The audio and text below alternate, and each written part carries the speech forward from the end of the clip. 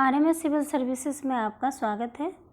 आज जीएस के practice set number 7 है और 6 टेस्ट इसके हो चुके हैं और आज के टेस्ट में 20 क्वेश्चंस है जो काफ़ी इम्पोर्टेंट क्वेश्चन का कलेक्शन है और ये सब क्वेश्चन जो है वो एग्ज़ाम में आ चुके हैं, तो आप देख सकते हैं आपका रिवीजन हो जाएगा। यदि आप जानते हैं तो अच्छी बात है कि इसका आप रिवीजन कर ले और जो न्यू है तो नए नए क्वेश्चंस आपको देखने को मिलेंगे जो आने वाले एग्ज़ाम के लिए बहुत ही इम्पोर्टेंट है। तो चलिए स्टार्ट करते हैं। और हाँ, एक इम्पॉर्टेंट ये है कि इस चैनल पे हिस्ट्री का, पॉलिटी का टेस्ट के साथ साथ क्लास भी कराया जा रहा है, तो उसका भी आप बेनिफिट ले सकते हैं। ओके, तो चलिए स्टार्ट करते हैं। पहला नंबर क्वेश्चन है, निम्नलिखित में से कौन प्राकृतिक ईंधन है? Option A coal gas, option B tar, option C coke, option D petroleum. तो इसका आंसर बताएं क्या होगा? Option D. ओके, और इस टेस्ट में इजी क्वेश्चन रखे गए हैं, तो आप ये नहीं मानिएगा कि बहुत ही इजी क्वेश्चंस है हमसे बन जाते हैं।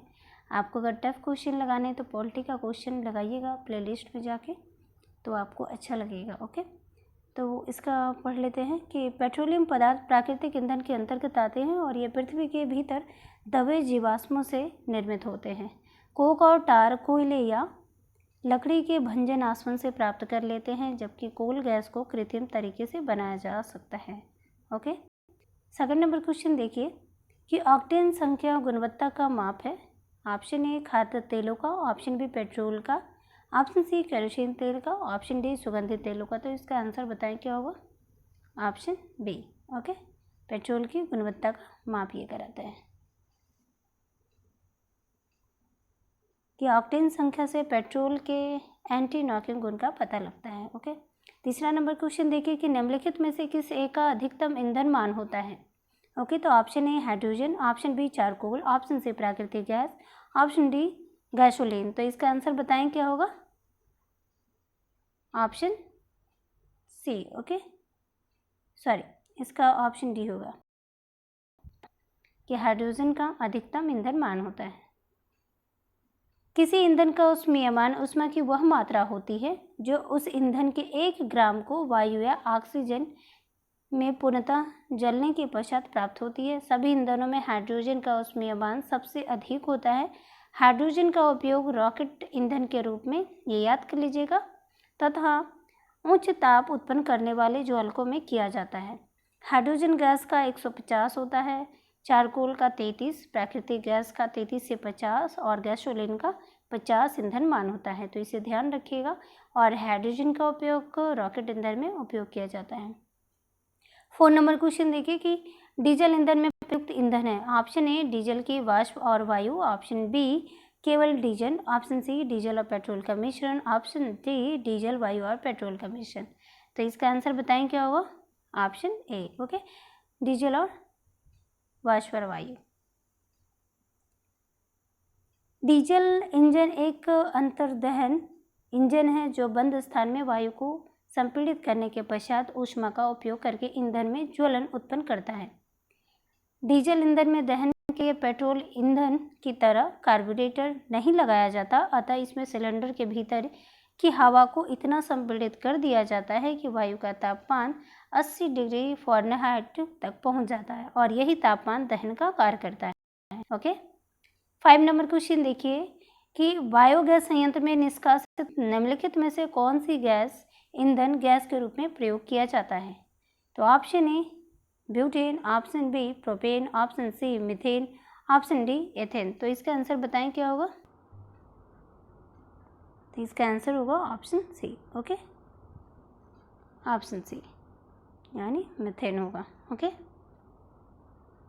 बायोगैस संयंत्र में उत्पादित बायोगैसों का मुख्य घटक मीथेन गैस होती है और जिसे जीवाश्म ईंधन के स्थान पर ऊर्जा उत्पादन के लिए प्रयोग में लाया जा सकता है।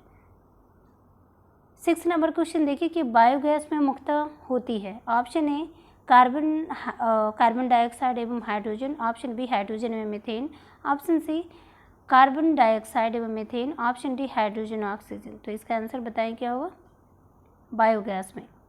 तो ऑप्शन सी इसका आंसर होगा कि CO2 होता है और मीथेन होता है CS4। ऑक्सीजन की अनुपस्थिति में किसी कार्बनिक पदार्थ के जैविक विखंडन से उत्पन्न गैस बायोगैस कहलाती है। बायोगैस में मुख्य संघटक मीथेन और कार्बन डाइऑक्साइड है। इसमें बहुत ही कम मात्रा में हाइड्रोजन सल्फाइड, नमी और सिलेक्सेन उपस्थित हो सकते हैं। गोबर गैस या बायोगैस में मीथेन 50 से 75% तक पाई जाती है। ओके, 7 नंबर क्वेश्चन देखिए कि एक बायोगैस संयंत्र में निम्न में से कौन सी प्रक्रिया होती है। मतलब बायोगैस में कौन सी प्रक्रिया होने के बाद ऊष्मा का उत्पादन होता है, ऊर्जा का उत्पादन होता है। तो इसका आंसर बताएं क्या होगा। ऑप्शन ए किण्वन, ऑप्शन बी अपचयन, ऑप्शन सी हाइड्रोजनीकरण, ऑप्शन डी बहुलीकरण। तो बताएं ऑप्शन ए। ओके, किण्वन के द्वारा फर्मेंटेशन होता है। कि गोबर में बहुत अधिक मात्रा में ऊर्जा होती है जिसे बायोगैस संयंत्र में किण्वन प्रक्रिया द्वारा निकाला जा सकता है और जिसे हम ईंधन के रूप में प्रयोग करते हैं। 8 नंबर क्वेश्चन देखिए जो बहुत ही इंपॉर्टेंट क्वेश्चन है कि निम्नलिखित में से किसने गोबर गैस प्रणाली का आविष्कार किया। Option A C V Raman, option B J C Bose, option C doctor S B. Desai, option D H Khurana. तो इसका आंसर बताएं क्या होगा।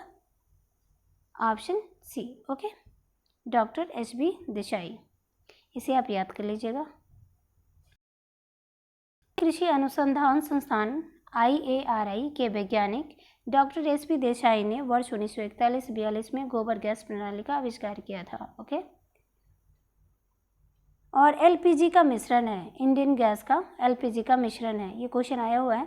ऑप्शन ए ब्यूटेन और हाइड्रोजन। इसका आंसर बताएं क्या होगा। इसका आंसर जो होगा वो ऑप्शन सी होगा, ब्यूटेन और प्रोपेन। ओके, घरेलू ईंधन के रूप में प्रयुक्त LPG अर्थात तरलीकृत पेट्रोलियम गैस हाइड्रोकार्बन गैसों का एक ज्वलनशील मिश्रण है और इसमें मुख्य प्रोपेन यानी C3H8 तथा ब्यूटेन C4H8 का मिश्रण है। LPG के रिसाव के पहचान के लिए उसमें गंधक युक्त पदार्थ जैसे मरकैप्टन आदि मिलाया जाता है। तो रखिएगा ओके कि मरकैप्टन मिलाया जाता है किसके लिए, तो गंध के लिए। 10 नंबर क्वेश्चन देखिए कि निम्नलिखित में से कौन सा सही सुमेलित है, इसे पहचानना है कौन सा सही है। तो ये देखिए आंसर क्या होगा, आप मिलान करके बताएं। तो इसका जो आंसर होगा वो LPG होगा कि LPG में क्या होता है, प्रोपेन होता है और ब्यूटेन और प्रोपेन होता है। और CNG में क्या होता है, तो ये याद कर लीजिएगा CNG में मीथेन होता है और इथेन होता है। क्या होता है, कोल गैस। तो कोल गैस में जो होता है वो होता है हाइड्रोजन, मीथेन और कार्बन मोनोऑक्साइड। ओके, और वाटर गैस में क्या होता है, तो ये कार्बन मोनोऑक्साइड और हाइड्रोजन का मिश्रण होता है। तो इसे आप याद रखिएगा। ओके, ये बहुत ही इंपॉर्टेंट क्वेश्चन है। 11 नंबर क्वेश्चन देखिए कि CNG है compressed natural gas, option B cyanogen natural gas, option C compressed nitrogen gas, option D control natural gas. तो इसका आंसर बताएं क्या होगा। ऑप्शन ए, ये तो इजी क्वेश्चन था। ओके, ऑप्शन ए कि CNG का पुनरुत्पादन होता है कंप्रेस्ड नेचुरल गैस अर्थात संपीड़ित प्राकृतिक गैस। मानक वायुमंडलीय दाब पर प्राकृतिक गैस जितना आयतन घेरती है उसके 1% से भी कम आयतन तक प्राकृतिक गैसों को संपीड़ित कर CNG का उत्पादन किया जाता है। 12 नंबर क्वेश्चन देखिए कि गैसोहॉल है। Option A ethylene alcohol plus petrol, option B प्राकृतिक गैस एवं ethyl alcohol, option C alcohol में विलायित गैस कोई gas, option D ethyl alcohol plus मिट्टी का तेल।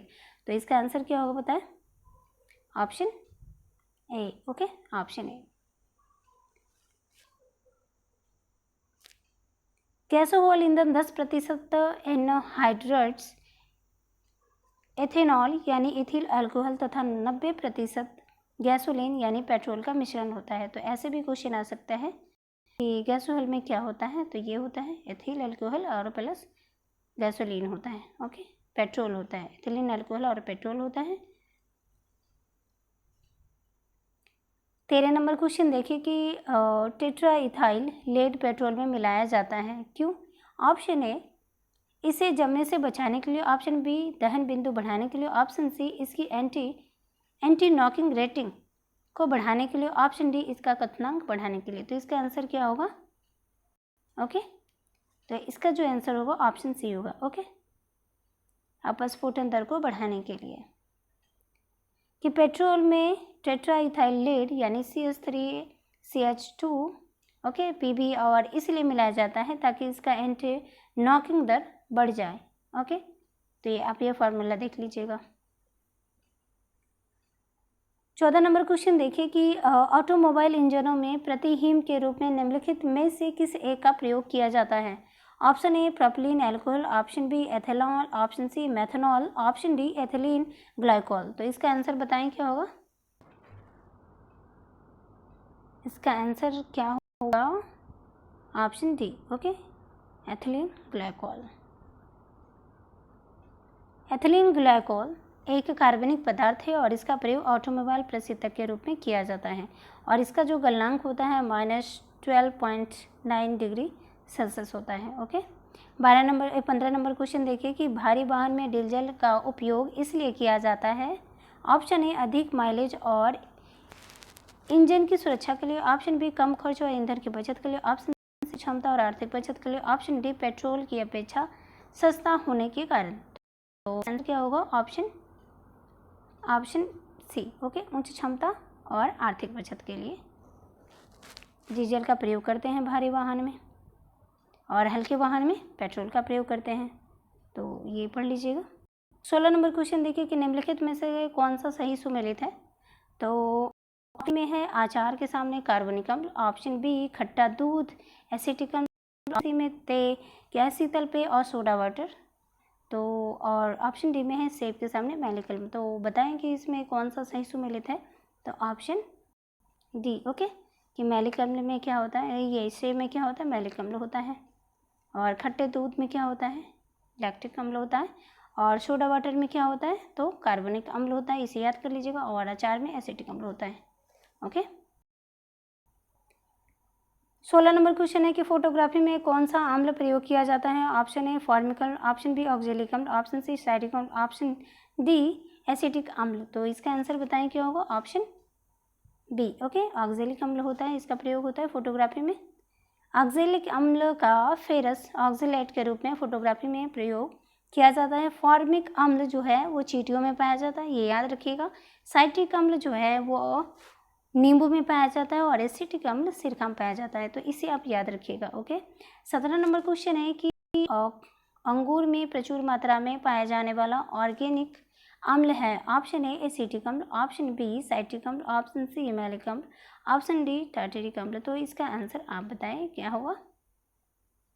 अंगूर है ना, तो अंगूर का जो आंसर होगा ऑप्शन डी होगा टार्टेरिक अम्ल। कि अंगूर, इमली तथा केला में, देखिए यहाँ पे याद रखिएगा अंगूर इमली तो जानते हैं पर केला थोड़ा सा कन्फ्यूजन होगा।